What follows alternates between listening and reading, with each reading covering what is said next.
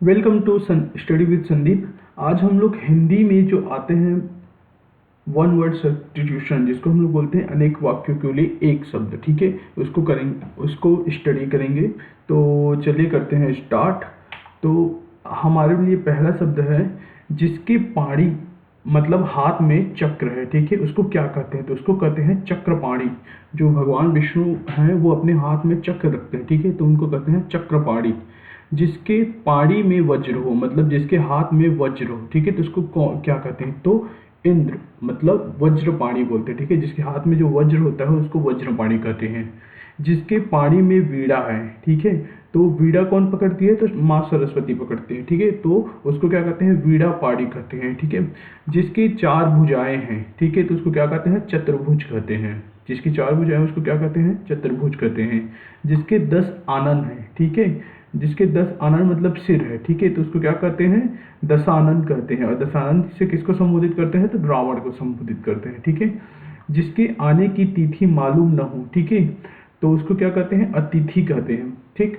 तो जैसे आपके यहाँ कोई व्यक्ति आता है जिसके आने की आप कभी उम्मीद नहीं किए थे, तो उसको आप क्या कहेंगे? अतिथि कहेंगे। जिसके शिखर पर जिसके शेखर पर चंद्र हो, ठीक है, उसको क्या कहते हैं? चंद्रशेखर, ठीक है, मतलब जिसके शिखर पे मीन्स सिर पे जो चंद्र धारण किए हुए हैं, तो वो है भगवान शिव, ठीक है, तो उसको चंद्रशेखर कहते हैं। जिसके समान द्वितीय कोई नहीं मतलब द्वितीय नहीं है, ठीक है, जिसके समान कोई द्वितीय न हो, ठीक, तो उसको क्या बोलते हैं? अद्वितीय कहते हैं। जिसके पार देखा जा सके, ठीक है, तो उसको क्या कहते हैं? पारदर्शक। लाइक कांच कांच के पार हम लोग देख सकते हैं, ठीक है, तो उसको हम लोग पारदर्शक कह सकते हैं। जिसके पार ना देखे जा सके उसको क्या कहते हैं? तो उसको कहते हैं अपारदर्शक। जैसे हम लोग एक दीवार के पीछे क्या है उसको नहीं देख सकते, ठीक है, तो उसको बोलेंगे अपारदर्शक बोलेंगे।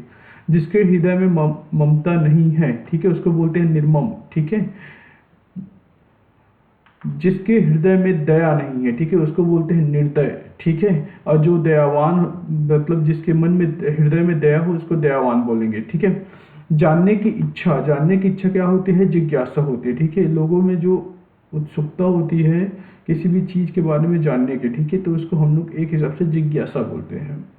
जिसकी ग्रीवा सुंदर हो, ग्रीवा, तो उसको क्या बोलते हैं? तो सुग्रीव बोलते हैं, ठीक है, जिसकी ग्रीवा सुंदर हो। जो भू को धारण करता है, ठीक है, तो भू को धारण करने वाले क्या बोलते हैं? भूधर। भूधर को भगवान श्री कृष्ण क्या है? पर्वत को मतलब धारण किए थे, ठीक है, तो जो भू को धारण करता है उसको क्या बोलते हैं? भूधर कहते हैं, ठीक। जिसके पैर मतलब पद हैं, ठीक है, जिसके जिसके दो पैर हैं उसको क्या बोलेंगे? तो द्विपद बोलते हैं, ठीक है। जो सर्वशक्ति संपन्न है, ठीक है, उसको क्या बोलते हैं? तो सर्वशक्तिमान बोलते हैं।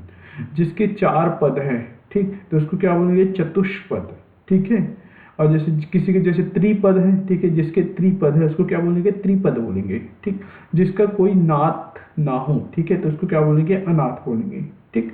जिसे भय नहीं है उसको क्या बोलेंगे? निर्भीक, निर्भय बोलेंगे। जिसे ईश्वर या वेद में विश्वास नहीं है उसको क्या बोलते हैं? नास्तिक बोलते हैं, ठीक।